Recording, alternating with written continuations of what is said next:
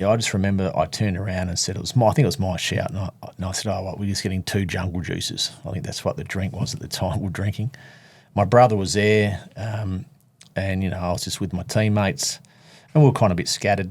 And then I just remember this massive explosion, like a big blast. And then I'll never know whether it was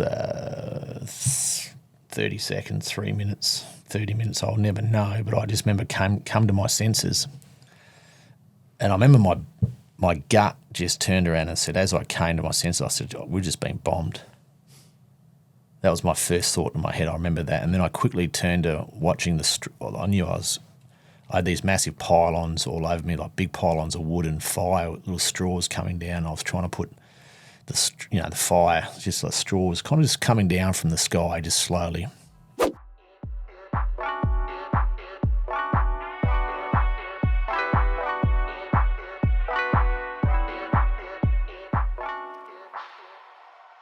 On the 12th of October 2002, a series of bombings occurred in the tourist district of Kuta on the Indonesian island of Bali.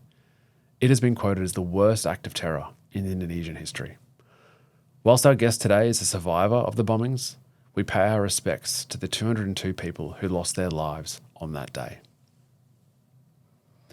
Welcome back, or welcome to another episode of the Success Times Happiness podcast. I'm your host, Richard Thompson. Today's guest is Julian Burton, OAM. 2002, Julian suffered life-threatening third-degree burns from the Bali bombings. Through his incredible mindset and focus on gratitude, Julian not only survived, but went on to establish the Julian Burton Burns Trust, raising over $20 million towards the prevention, the care, and the research associated with burn injuries. It was through that effort Julian was awarded the Order of Australia Medal and has now gone on to establish the Burton Foundation. In today's episode, you'll hear Julian's respectful recount of that horrific night in Bali, dealing with survivor's guilt, recovery, the power of gratitude, and the importance of helping others who are less fortunate than you. We hope you are inspired by this episode as much as it inspired us. Let's get into it. Julian Burton, welcome to the show. Hello, Richard. Thank you for having me. Now, kicking things off, Talk to me about the events that led up to Bali in 2002 for you. Yeah, I was 29 years old. I was playing South Australian National Football League, so, semi-professional sport for Sturt Football Club. I was a PE teacher. So, life was, 29-year-old. I was living a dream. Never really been on a football trip. It just aligned with school holidays. I had a bit of a wretched year in regards to a few injuries. So I thought I'll go away to Bali. Kids then? No. So I'll go away to Bali. We went to Bali. We arrived on October 12th, the morning of. We just drove past the Sari Club, and at 3 o'clock in the morning of the 12th, because we flew in, and we just said, listen, we'll go to that place tomorrow night. That was just down from the hotel. There was 20 of us. There was an elderly gentleman called Bob Marshall who was 63. He came away with us at the time because he told his wife that he needed to look after 19 young men so nothing would go wrong. Sadly, he didn't come home. And I think I might get that age wrong at 63. And so we all sat down at the Sari Club that night at 7 o'clock, and we all agreed, which I thought was, quite, well done by us as a group of young men. We all sat down and talked about the behaviours that we believe we're in a foreign country, how we would look after each other, how we would behave. I'm not saying we're part of a sporting club, but we just we all put in 10 rupiah, 20 rupiah. We gave out to the security guards and went up there and said, hey, if something goes wrong tonight, or one of our players or one of our members starts to act like a peanut, or, just come and tell us and we'll deal with it, because we're all committed to our behaviours. And, yeah, it went, 11:15 that night, kind of, all went pear-shaped. The first bomb went off in Paddy's Bar. That pushed all the people out to the road, and people who've been to Bali and in that time or before that time would understand that. The Sari Club was thriving at 11:15. There was people from all over the world. We all stopped, and then the big explosion happened at 11:15. So the terrorists were smart, and this is only from my experience. Some people might think differently who were there. So they strategically knew what their plan was and what they were trying to do. And yeah, so I suffered 33% third-degree burns over my body, mainly my back and my arms, my legs, and I had shrapnel wounds. And What do you remember of that moment? I just remember the explosion going. I was on the dance floor because at 11:15, you're starting to really enjoy the night. You're talking. Everyone's a bit more, relaxed, and honestly, it was a real happy place. And then I just remember I turned around and said I think it was my shout, and I said, "Oh, we're just getting 2 jungle juices." I think that's what the drink was at the time we were drinking. My brother was there, and I was just with my teammates. And we were kind of a bit scattered. And then I just remember this massive explosion, like a big blast. And then I'll never know whether it was 30 seconds, 3 minutes, 30 minutes. I'll never know. But I just remember come to my senses. And I remember my gut just turned around and said, as I came to my senses, I said, "We're just being bombed." That was my first thought in my head. I remember that. And then I quickly turned to watching I had these massive pylons all over me, like big pylons of wood and fire with little straws coming down. I was trying to put the fire, just like straws, kind of just coming down from the sky just slowly. And I thought to myself, God, I started putting those little straw bits out because I'm thinking I'm going to burn alive if I don't, And anyone who's been in the Sari Club, the straw, part of the roof was straw and big wood pylons and all that. And then I had to move and I was lucky because I was able to move. I was able to, crawl a little bit, I was blessed. Because if I wouldn't have moved, I was gone, So you quickly have these decisions that you quickly got to make. And then I kind of lucky to crawl out, and then, I could sense a lady was next to me. I could hear her screaming. I asked her to, follow me if she can. I don't know whether she survived or she didn't. And sadly, I didn't wait for her either, So there's a few things you look back on, when you share these stories and go, well, was that a brave choice or was that a coward choice? So you live with that a bit. And then, then I came out to the senses and I came out onto this big, mound and I knew I was just in a raging inferno. And by then I just had shorts on, shirt was gone, and the heat was, it was profound. And again, there's stories of survival and trauma all around the world, but it's amazing how your mind and your body start to switch on and I just knew I had to get out. It was time, it was seconds, it was just split decisions. On instinct. Yeah, how do I survive? You don't think about I'm going to, because I went and saw a counsellor after and she goes, "Julian, when you're in those situations, no one thinks about passing away. You just trying to survive. You survive until your body can't go any further." Wow. So that was kind of refreshing to hear because you think, well, and it's not being courageous, it's not being brave, it's not being inspirational, it's just being, well, how do I survive? And then I was just able to, in the moment, are you thinking, shit, this is really hot? Or is that just a sensation? I knew I was burning.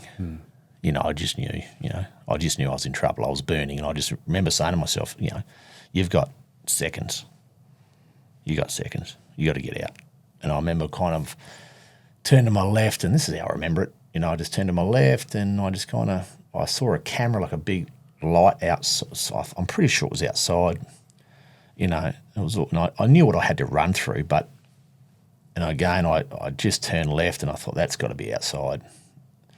So I just, took a leap of faith and ran that way, and that took me outside. And the reason I say it was a leap of faith because when I sit down and talk to my brother, he would talk about how him and some mates help people climb walls, and help people. You stand on his leg, you jump up, and they lifted people over the cement wall to get out. And he tells stories where, it got that hot that eventually he left.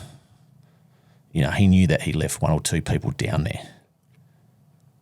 So, if you listen to other people's stories, they're all there.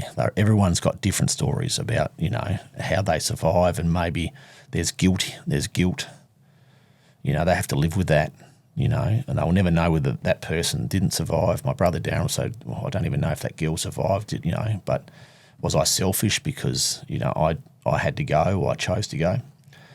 So then I got outside of the Surrey Club, and it was just as someone said to me, it was just it was a war zone. It was 22 years ago, but I'll never forget it. What I saw, I don't really talk about it much, but Do you think about it much? Oh no, I'll tell you when I think about it is when I get close to fire. Wow. It's just it's a funny thing. If I'm home lighting a fire, which we have an open fire in our house, or whatever, or I'm back on the farm working with my father, and we're burning or back burning or whatever, and I'm okay, but as soon as I get a little bit close and I feel the heat, Sends you back there. I just have a quick, and I'm okay, but I go, ooh, geez, that was hot, wasn't it? So it was kind of, whether that's, I deal with it the right way or not, but I just think, God, I'm lucky. And the war zone out the front. Yeah, just Chaos. And I always, I talk about this respectfully, is that, you just saw things that you just wish no one would ever see. There was people that weren't going to survive.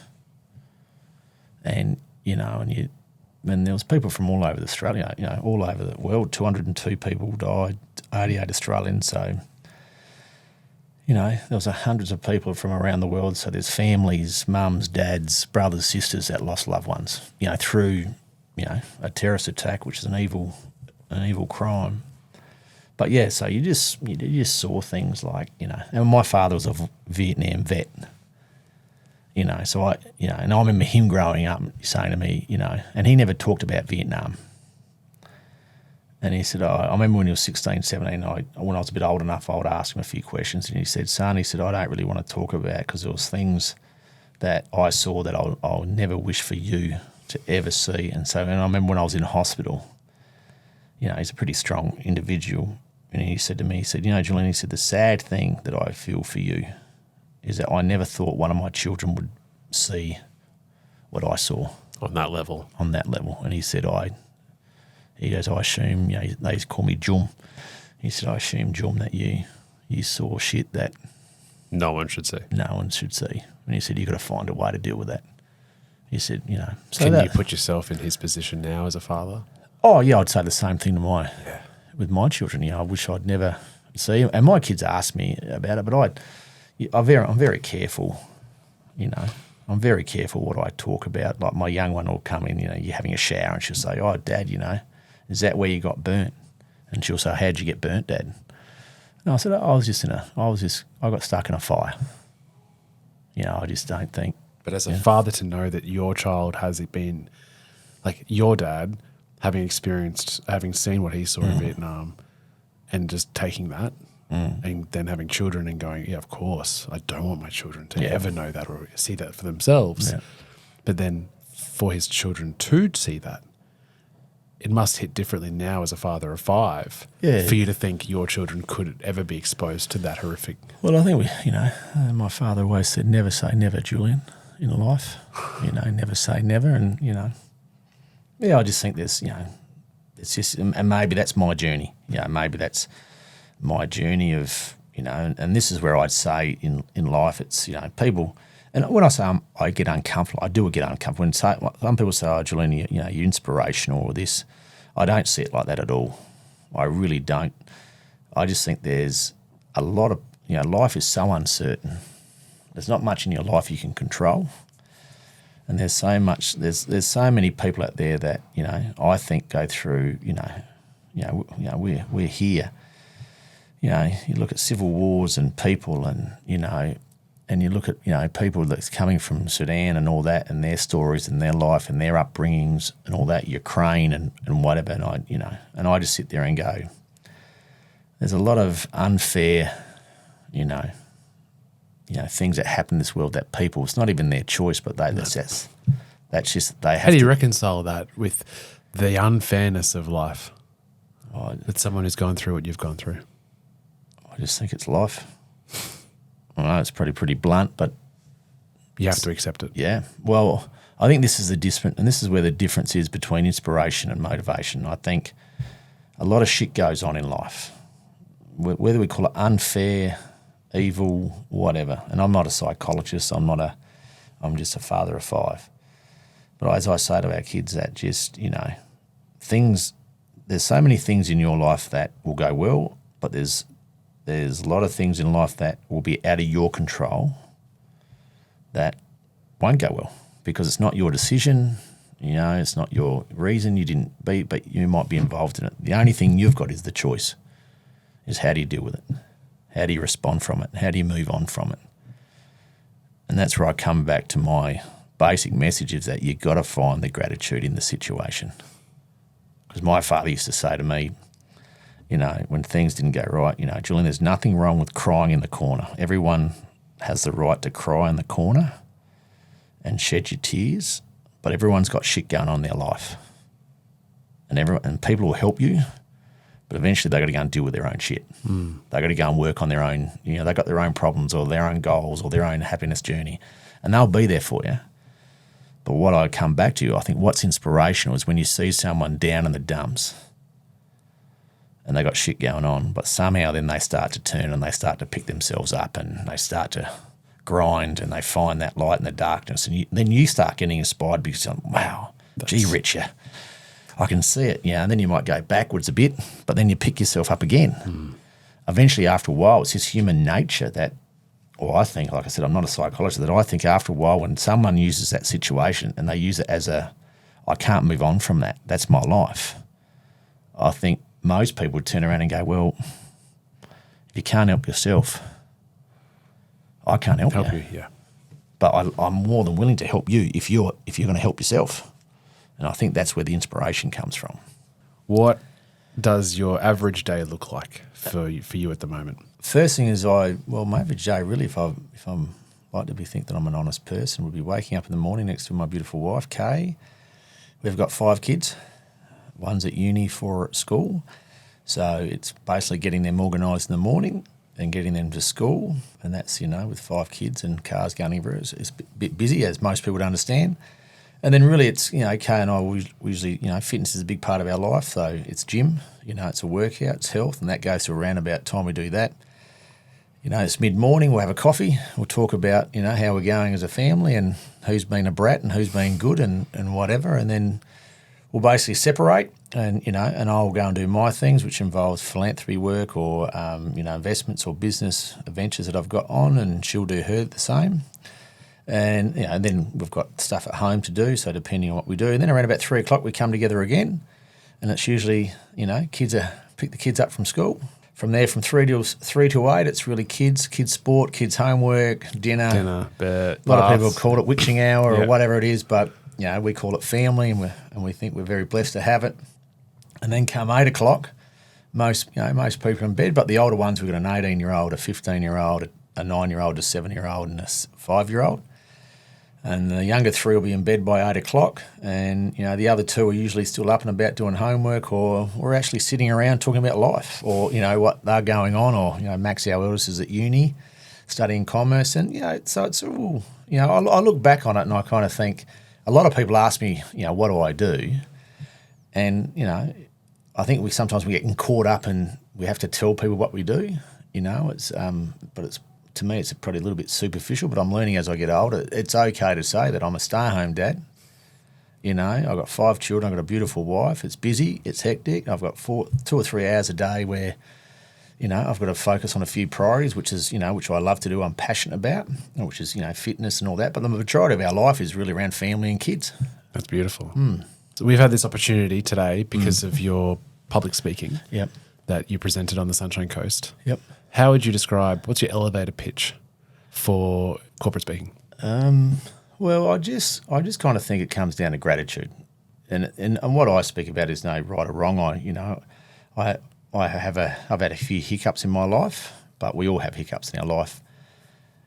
I think I've just got raised I come from a small country town, and so my corporate community pitch is I think you've got to be true to yourself, and I think I've been raised and I live a life of gratitude, which is not easy. It's a discipline.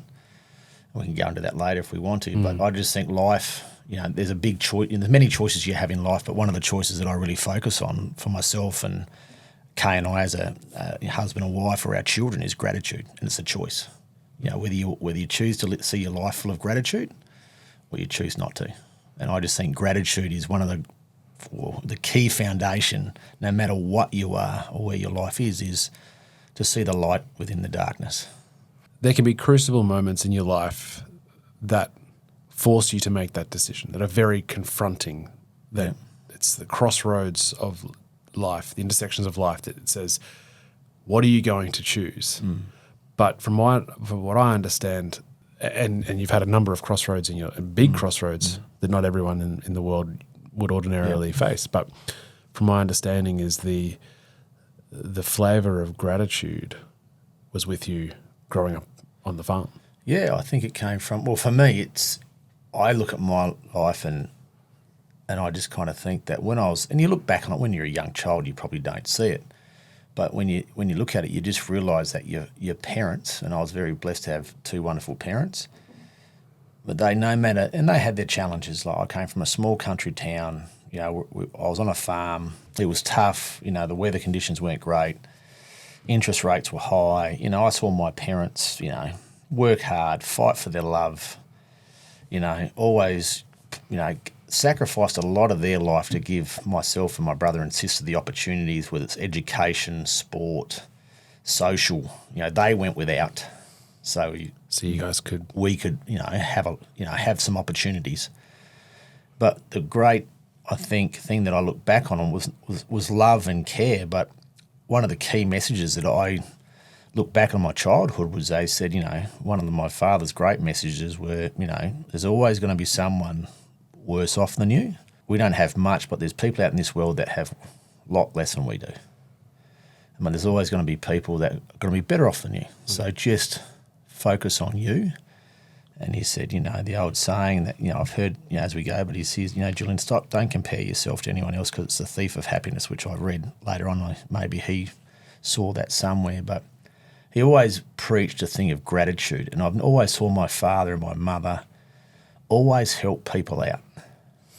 You know, it wasn't what they said, I just observed their behaviour. If something went wrong with my parents, they always stopped to help someone, or if some local farmer went down, Dad would always go and help or lend grain or lend his machinery. And he always kind of, much as he wanted to put it in his crop, he just helped other people. And sometimes, I'll be honest, I think he used to whinge and whine, still does it today at 75. He's told me the other day he's helping this young lad, another farmer, you know, and he's, you know, and it's just, but that's just his DNA. So as a young kid growing up, I think early teenagers and all that, I think that just got hammered into my behaviour and my choices. But I think as I developed, you know, probably as a teenager, 15 to 20, I just always thought that's just the way that we should live life. And then I think as I got older, I think I realised that that's a behaviour or a value or a moral that I want to live my life by. And it was just gratitude. And I've always felt that, you know, whether it's me and I just then found when I listen to people who, you know, I've gone through a bit of shit in my life, but there's a lot of other people in this world have gone through worse. You know, and when you listen to those stories and you find and you listen to them and how they found their way, they always talk about gratitude. They always talk about they found the one thing that helped them, you know, inspire or drive or see the light and I don't know, you know. And the one that got me recently was I was in Washington because my wife Kate's from America, and we took the kids to the Holocaust Museum, and I took Max and Archie, who were 17 and 14 at the time, and I just got them to read stories, and they walked out of there just gobsmacked. And it wasn't a learning lesson, but it was a galvanising lesson for a family to turn around. I said, what? And we started talking about it over a coffee. And the boys just said, gee, Dad, they had something to complain about. They had something to whinge about. And then we started talking about, and they said they just must have found something to survive. And we always talk about that as a family now, that, you know, there's a way, you know, it's been happening for centuries. You just got to open your eyes and open your ears and listen to stories. And I think that's where gratitude is such an inspiring choice in life, because, you look at people and think, wow, that's amazing. And you're not saying amazing because their story's amazing. I look at it and think they're amazing as a person because they made a choice. And it usually starts with gratitude.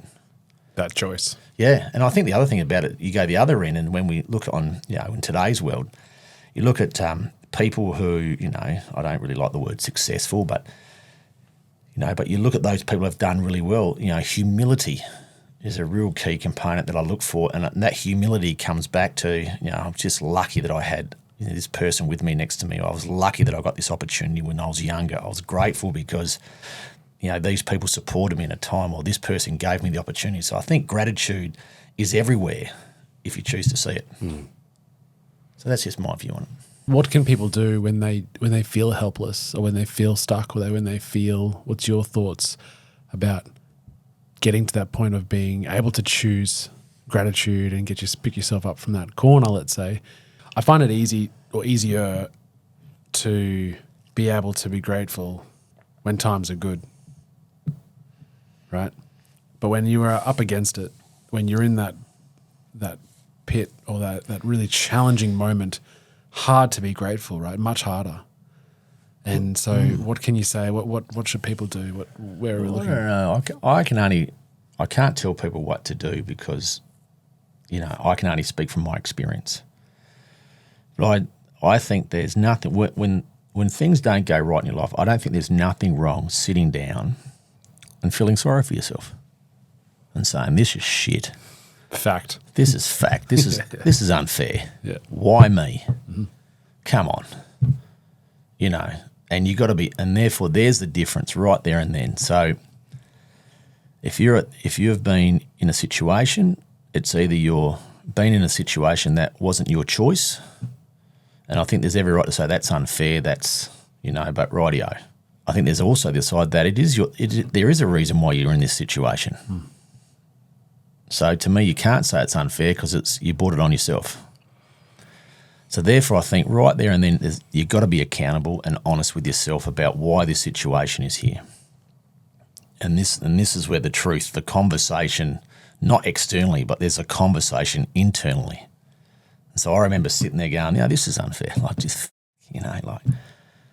I'm in a hospital, I got 33% burns, I'm 29, I'm a PE teacher, By then I probably had my head up my ass a bit, my feet off the ground a bit, I was playing sport, whatever. And you think, well, I can't go to the beach anymore because my body's like that. I can't go and teach anymore because I've got to learn to walk again, and that's not going to work. And then you just turn around and, it took my father to walk in one day and he said, rightio, Jum, listen, you've been here for 30 days. You got 2 arms, you got 2 legs. You can breathe, now get on with it. And it was like a punch fair in the nose. And really what he was saying to me goes back to saying, you've cried in the corner, I get it. You've had your time. You've had your time. Let's go. And therefore it made me think, and what I quickly just forgot to realise, because I was so self-absorbed about, and I had to go through that because I think that's a part of accepting your situation and where you go. And then I started to think, well, hang on, I've got, a gentleman next to me called Peter Hughes has got, 80 or 60% burns. There's a gentleman called Phil Britton's got more burns than I've got. They're both from Perth. There's the Woodgate sisters that got burns. They're in a worse position. There's Monet from South Africa has got 83% burns. They've got limited or no family there. I'm sitting in a Royal Adelaide Hospital in home with my parents, with my family. I was a school teacher. I had kids and friends come in every day. I had posters, well wishes all around the room. And I thought to myself, my father's right. And I've got 2 arms and 2 legs. I can breathe. I've got a journey ahead of me. And more importantly, there's potentially 202 other families around this world. They would kill, they would do anything. And I knew a father who lost 3 or 4 siblings. Quickly then you start to say, well, where's the gratitude in this? And that's the choice. Do I become a victim of my situation and this is my life? Or do I look at it and go, rightio, where's the gratitude in this? And I think that's the inspiration behind it. And that's what, you look at and go, rightio. And that's what I say is like, where's the gratitude? You got to find, that's a choice because you got to find the light within the darkness to say, right, that will give me the chance take a step forward. Do you think your experience with the darkness has assisted in some way to be able to show you how light it can be, how beautiful life can be? Yeah, we can say it that way. I'd probably go this way and say that it reinforced to me what my parents taught me in my life. It just reinforced to me, because it was such at a high extreme level of the situation and why you're in it and how you got in it. If you break it all down, the situation is your life is shit. You're in a difficult situation emotionally, physically, psychologically, whatever. It's not you're just, as I would say, I was just in the right place at the wrong time. And I say that extremely respectfully because 202 other people aren't here to tell their story. So a lot of respect to families and empathy and compassion out there. But it goes back to what my parents said, there's always going to be someone out there worse off than you in a situation and better off than you. How are you going to choose to see it? And it just comes back to gratitude. And then I just felt that no matter how that, you find a way to give, you start to give back, you start to pick yourself up, you start to look at other people and then I just found that was my way. So that situation taught me, reinforced to me about what I learned as a kid and what I observed as a kid. And I like to think now as a father, and Kay, my wife, and that we talk about gratitude all the time about when we're in a situation is right, where's the gratitude in it? Even if it's not very good, like let's be grateful about it. Let's be accountable for the situation. Then when things are okay, let's find the gratitude in that as well. Because when things go really well, I also think people can take that for granted. And they don't think about gratefulness. They just think, oh, yeah, I just take it for granted. And I've been there. We all get that because sometimes I don't think we have maturity, and sometimes, life can teach us a valuable lesson. And that's where I think life can be a great teacher sometimes. The lesson's there to be learnt. If you want to see it that way. A lot of people say, well, Julian, you're trying to be spiritual or you're trying to, is that karma? I just think it's a way, it's not right or wrong. I just think it's the way that I like to think that's the way I live my life because it brings happiness to my life. So then in a year later, you established the Julian Burton Trust. Yep. And to raise money to assist. Yeah. And go and research into burns. If I look back at my childhood, I always saw my parents, give and help, and I thought that was just normal behaviour, which I think it is. It's the right choice in life. As I got older, you'd go and play sport. You'd be playing in front of 15, 20,000 people. Kids would come up, and you'd sign autographs, and you were told as a player that you have a sense of responsibility to play the game, but to give back to the community. Because you are either a role model or you have, you've been given an opportunity that people look at you so there's to me, so there was a real sense of responsibility as an athlete to give back and to be a role model.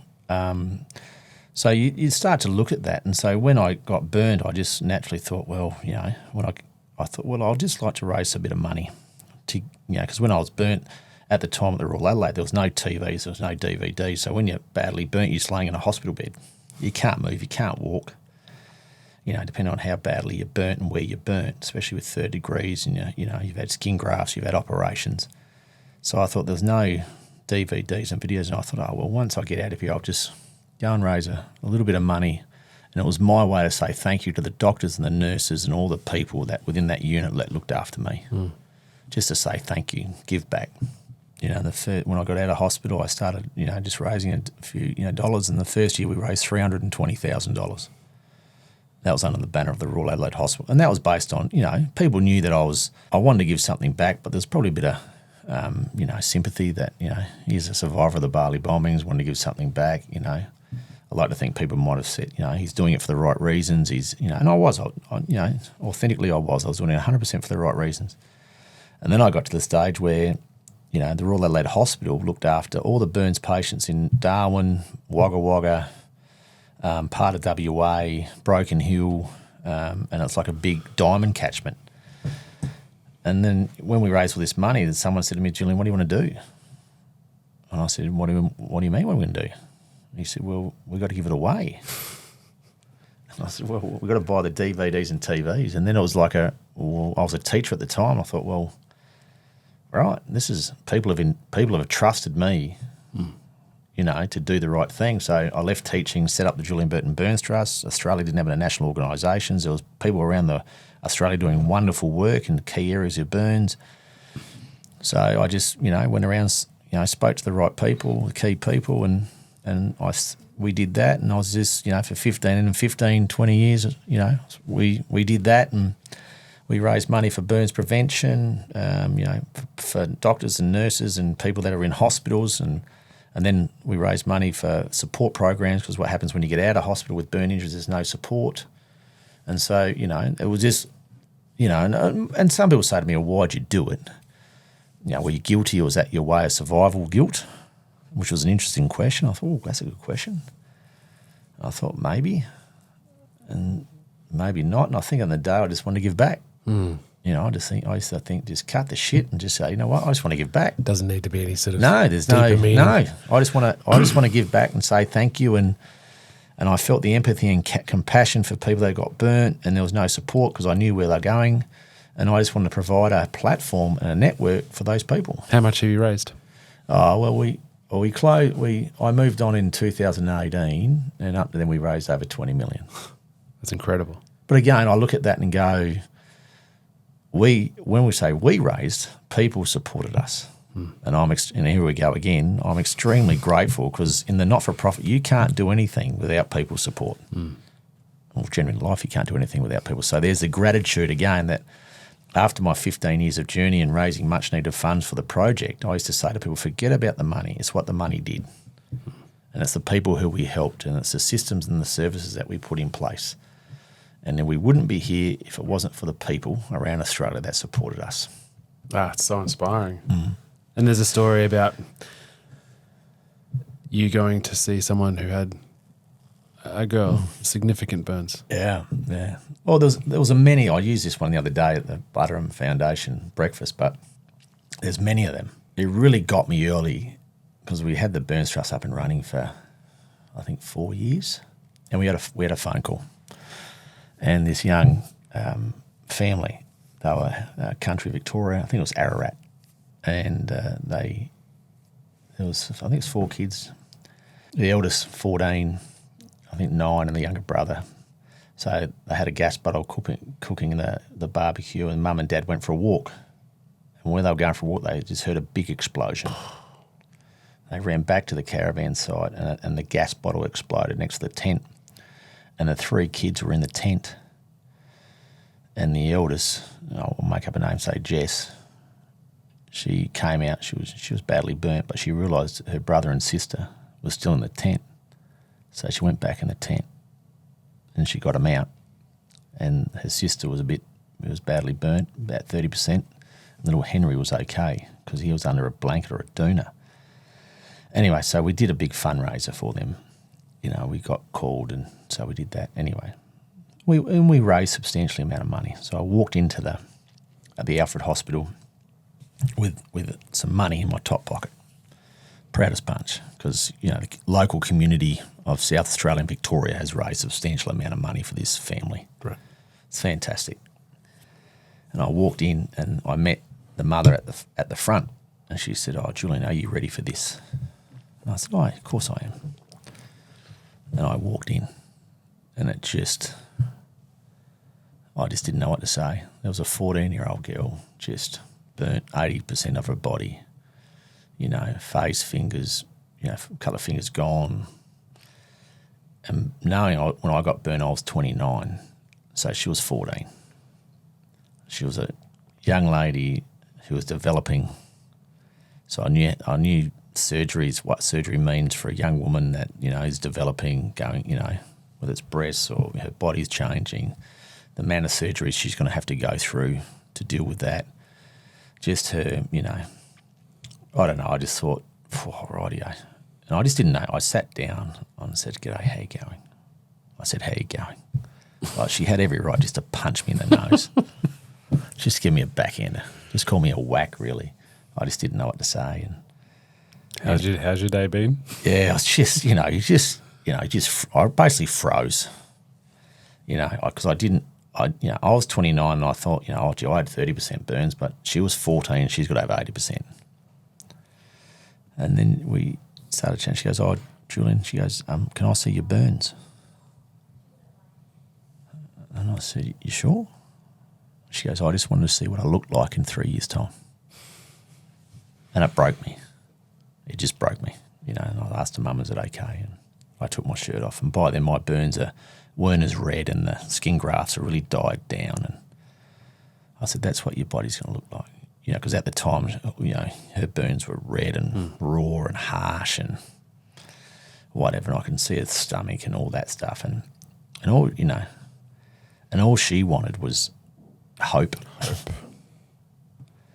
And then, and the, ironic thing about it, I just got caught up, and then she started talking about she wanted to be a kindergarten teacher and she wanted to, be this. And she was so happy that her sister and her brother survived. And I'm sitting there going, they survived because of you and your bravery and your instinct. But she didn't see it that way. She just thought that was what she had to do. And so I look at that and go, mate, she's got something to complain about.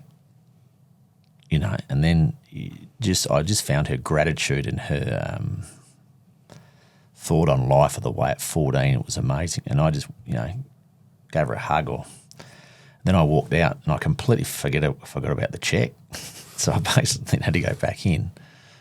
And I quickly realised right there and then it was never about the money. It was about just giving people hope. Hope, yeah, 100%. It was just giving people hope. And don't get me wrong, the reason we raised the money is because they were going back and forth. They had 4 or 5 kids, but they were going back and forth. And we thought that the money could buy them a family car, like a 7-seater car, to keep the family together. And that was the whole reason, because we were speaking to the grandparents and we thought, well, that's what we could do. Well, the funding or the fundraising, Yeah. was the community assisting the hope. Yeah, totally agree.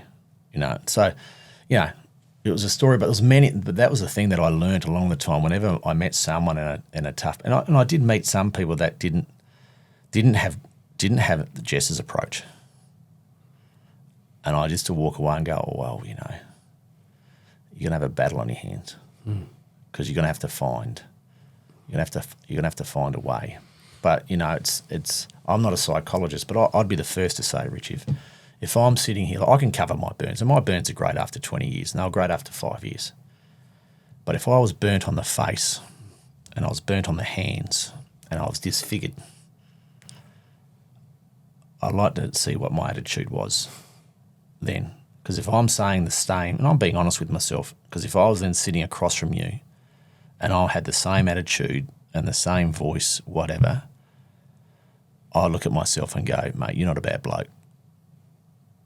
Do you know what I mean? Because I think, that's a whole different world. But, especially when you're younger, when you get older, you probably think differently. But, when you're 14 and you're 29, not being rude, the way you look, the way you feel, you're not married, you don't have kids, you're just trying to find your way. I think there's some challenges there. Going forward now,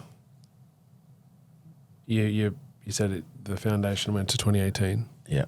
Oh, no, the trust went to 2018. Yep. And now you've got your own foundation. Yeah, Kay and I was a bit, my doctor and my gentleman, Professor John Greenwood, who looked after me, he was my doctor, and I just hit it off when we were in hospital. He was my doctor, but he was a great mentor because he had a similar attitude to my father. Like, he was a bit old school. He'd walk in and he would say, "What are you doing, grumpy? Come on, spark up." You know what I mean? He was English. He had this good sense of humour, and I kind of probably attracted to that because it was probably similar to my father's messages. We kind of worked on a few things and whatever, and then after the Burns Trust and I got to a stage that the Burns Trust ran its race. And I kind of believe in a philosophy in philanthropy that, when your passion, your purpose goes, the fires is starting to, the flame's starting to go out. And a real good, honest person will realise that and be accountable to that and go, right, therefore it's time for you to, this journey or this chapter in your life is starting to, so you've got to be brave enough to wind it up. So give yourself 12 months or 2 years or whatever, but and we know.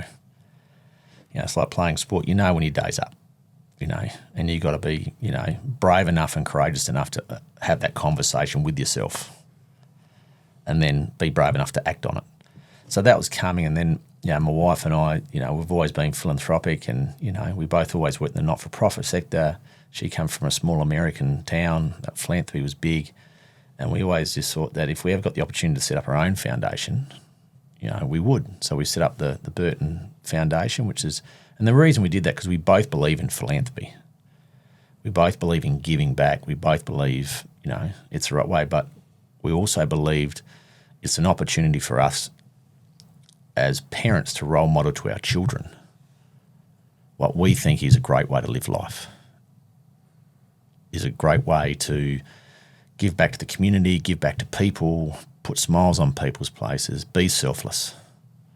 And if you do that, we're pretty sure that if that's one of your choices or your values in life, that will keep you in good stead going forward.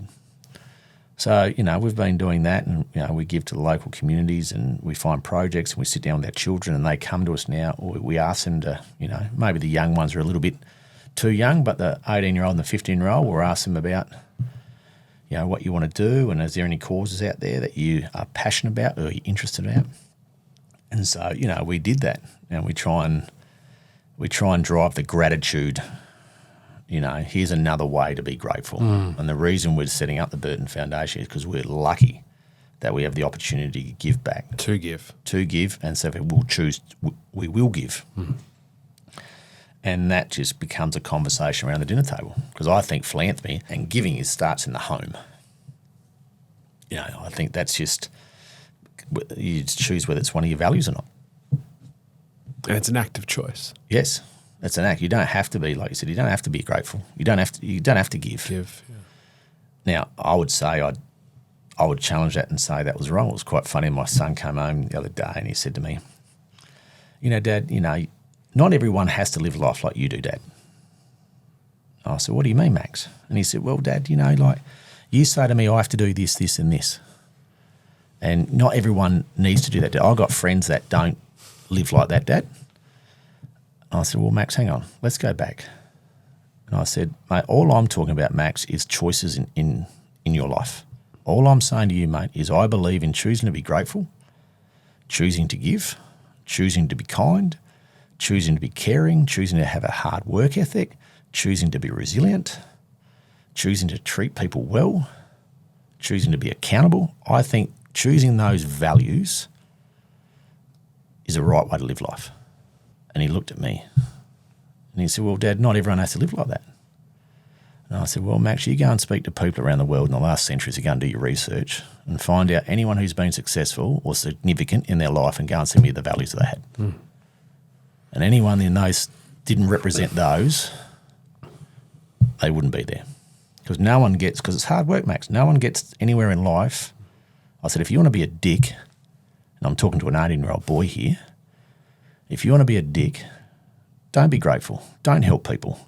Yeah, don't care. It's the anti-hero. It's like Totally go find the people who are not role models Totally and agree. look at their values. Yep. And you'll see a very stark And difference. here I go, and this could be a very touchy topic, but I reckon there's a lot of role models this younger generation that we put up in role models, but their values are shit. But we've got this young generation coming through going, oh, I love him, oh, he's great, he's, mate, he's loud, he's disrespectful, he's arrogant, he's got his head up his ass, or she doesn't speak well.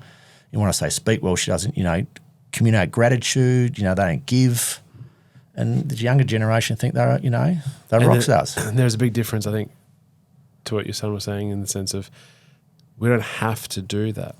Yes. But the position of gratitude is that we get to do that. Yes. And that's to see that as the opportunity. And I find I say to Max, you've got two choices. You can be entitled or you can be grateful. There's two different ways. And I'm just saying to my son, Max, is that, Max, your values reflect who you are as a person. Your values are your brand. Your values is your character. And that's all you've got, really. That's all you got. Right? Yep. And I'm just saying to you, I believe in my mind that is the right way to give you a chance to be significant or successful in your life. It's the right pathway to go on to do it, because you go to bed at night and go, do you know what? I think I'm a good person. And that's an I say to him, Max, I don't care what you do in your career, what you do in life, whatever. I'll be proud of you as the person you are. And the rest of the other four, I'll be proud of you as a father, as the person that you've chosen to be. So there's a few discussions with an 18-year-old in our house about, and again, he's open for the discussion, which is great. Great. But eventually I'd say, well, there you go. There's a big wide world. You got to unlearn that. And then he's got to make his own choices of who does he want to be. Not what his dad wants to be, but what he wants to be. Julian, this has been amazing. Thanks, Rick. I do think you're inspiring. And I do think there are so many takeaways from this chat. And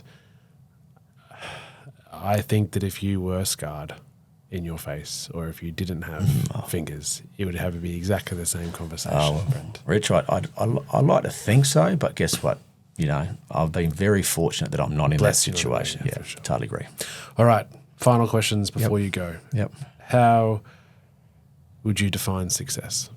Father of 5 children, in a happy marriage, and that my kids want to still take me to the Oval and have a kick of footy, and they want to hang out with me and have lunch with me. They kick the pill? Well, they try to, which is great. Not like the but old I man. just, they at the moment they want to hang around with me and whatever. So it tells me that, you know what, that's okay. It's a strong bond. Yeah. Might be the similar vein, but what's your position on happiness? Gratitude. Yeah. Yeah, I just think that gratitude breeds happiness. If you give, you can't be grateful and not have good thoughts. I love that. Yeah. I actually thought, I've previously believed that if you're nervous or have negative thoughts, you can't have them at the same time as being grateful. No, you can't. I don't think your brain can have happy or bad thoughts at the same time. It's either one or the other. If you're grateful, you can only think of good thoughts.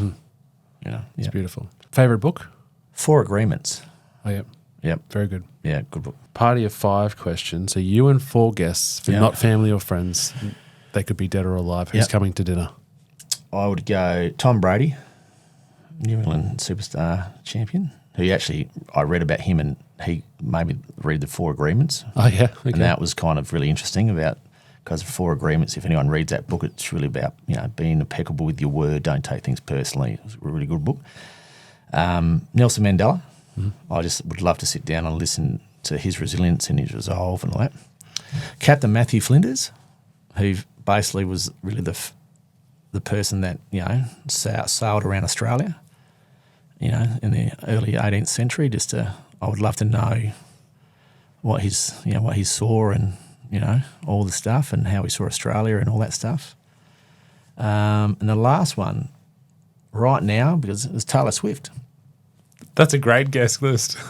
So I look at Taylor Swift, and I've never been a Swiftie. Right. But I read stories about how she's hardworking, down to earth. I just kind of think, how do you live that life as a superstar or a rock star?